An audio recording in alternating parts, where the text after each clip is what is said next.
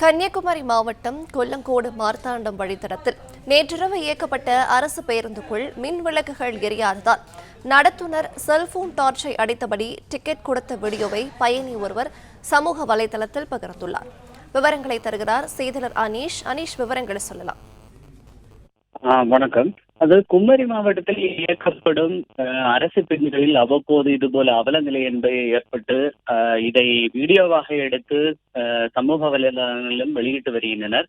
இந்த நிலையில்தான் நேற்று மாலை மார்த்தாண்டம் கொல்லங்கோடு வழித்தடத்தில் இயங்கிய அரசு பேருந்தில் அந்த பேருந்து முழுமையாக பயணிகள் இருக்க பேருந்துக்குள் உள்ள அனைத்து மின் விளக்குகளும் எரியாமல் தத்தளித்த அந்த ஓட்டுநர் தனது சிட்டைப்பையில் செல்போன் டார்ச்சை அடித்து அந்த பயணிகளுக்கு இந்த பயணச்சீட்டு என்பதை வழங்கியுள்ளார். இந்த காட்சிகளை அந்த பேருந்தில் இருந்த பயணி ஒருவர் வீடியோவாக எடுத்து அந்த காட்சிகளையும் சமூக வலைதளங்களில் வெளியிட்டுள்ளார். இந்த காட்சிகள் என்பது தற்போது வைரலாகி வருகிறது.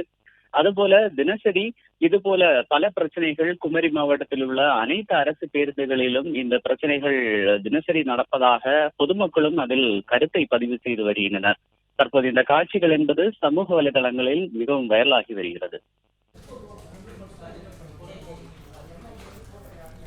விவரங்களுக்கு நன்றி அனீஷ்.